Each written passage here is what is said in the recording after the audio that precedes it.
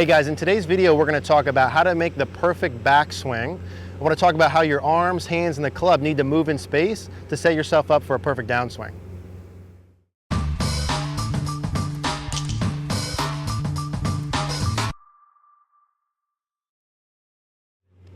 All right guys, let's talk about the backswing. Now, we get a lot of questions on how to make a perfect backswing or how your backswing should be, and I want to do a video specifically on this topic. So we've done videos before about what the takeaway should look like. We did the 2 drills you should do, and we're going to talk about that. But let's talk about, hey, now I have this takeaway down, how do I go from that takeaway spot up to the top of my backswing? What are the pieces from there and in between there that I need for a perfect backswing? What do I need in there so that I can do everything I need to do during the downswing with no problem? So let's start with the takeaway piece. And again, in this video, this is specifically talking about the arms, hands, and the club. I'm not going to reference the body. We'll do that in a separate video. So we talked about the takeaway. Now, assuming your setup is somewhat decent, in the takeaway, what we like to see is by the time the club gets to parallel to the ground, I like to see the club head even with the hands or slightly outside the hands at this first spot. That'd be the first thing I'm looking for. We don't want to have the club head, especially don't want to have the club head inside the hands at this spot.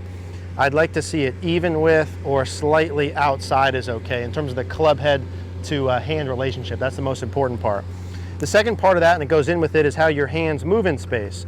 I'd like to have your hands moving relative to where they start, slightly or straight back with a slight arc inward. I don't want your hands moving drastically away from your body.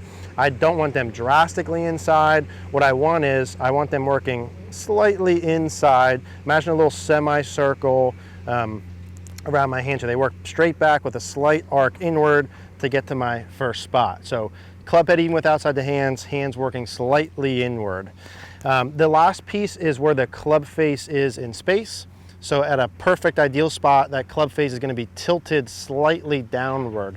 So if you notice the club face here, I don't want the club face perfectly straight toe up. I don't like that. That's too open to the arc too early for a lot of you. I like the club face tilted downward somehow. How much? Maybe 15 to 30 degrees if we were going to measure it. I don't want it tilted all the way 45 degrees, although it could be. I'd rather it tilted too far down, certainly, than any kind of overly open look here like this. So slightly tilted down at this spot would be perfect. Something you're going to manage through grip, wrist conditions, and forearm rotation. We did these 2 videos before. I'm going to just briefly go through them with the takeaway position. So T in the butt of the club was one drill we did. I'm not going to go through it as thoroughly. You guys can click the video here. When you make a backswing, getting the T to work into your right thigh as you go back can work the hand path and club head pieces, and also an alignment rod down the side of the club, starting on my left hip and working down my left hip as I make a takeaway, riding down my leg. Those would be the 2 main takeaway drills I'd work with. But now what? I have my takeaway down, my club head's even with my hand, slightly tilted down, hand path is good. Now what do I do from there? Well, there's another checkpoint before we get to the top, and that checkpoint is when my left arm's parallel to the ground. So in a perfect world, I'm going to keep this club on here for reference. What most good players look like here when the left arm is parallel to the ground is 2 key checkpoints. Number 1, this shaft on the club, which indicates the butt of the club and where it is in space, will be somewhere between the ball target line, as indicated by that blue stick, and my toe line, as indicated by this blue stick. Anywhere in this little circle here would be a safe zone. Most amateur golfers at this spot get the left arm too far outside of the ball target line, club too horizontal, and then they come over the top. I'd prefer your club here to be more vertical and that line to be closer to your toe line than the ball target line, but anywhere in this zone would be acceptable. That's part number 1, where the shaft is. Part number 2 is where your hands are. So really good golfers, if you watch them from down the line, if the camera angle's good on the video that they have, their hands will be roughly in line with their right pec or just next to their bicep here, just on this side of the bicep or roughly with the right pec. Typically, I don't want your hands so far out here. I don't want your hands drastically inside of my shoulder at that point. I want them basically in line with my right pec. That would be the perfect backswing part number 2, right? So from the takeaway position, where I'm set. How do I get to that spot? Well, my hands from here work up and back to get to that position, right? My wrist angles that I have at address don't change drastically. I'm not hinging a ton from there. I kind of have my wrist angles more or less set at my takeaway position. I'm just having my arms and hands go up and in a little bit, and there's my next position. That's my left arm parallel. Now from that spot to the top, it's again just mostly a continuation of my arms working and my body turning up and back. I'm not changing my wrist angles a ton. I'm just continuing my body turn, continuing my arms lifting and getting deeper. So I have my takeaway good, boom. I have my second spot good, left arm parallel, shaft reasonably vertical, hands are in a good spot. And then from there to the top, all I do is my arms and hands continue to lift, I continue to turn, and I get a little bit higher than that. Now at the top, the same pieces apply. I want the club head on an extended line between the ball line and my toe line. Anywhere within here is going to set up a neutral downswing plane. I don't want that line outside of my ball target line. I don't mind it inside. I don't mind it inside here, but I'd like it somewhere in between those two for a neutral. I like at the top of the backswing the wrist conditions to be neutral. What does neutral mean?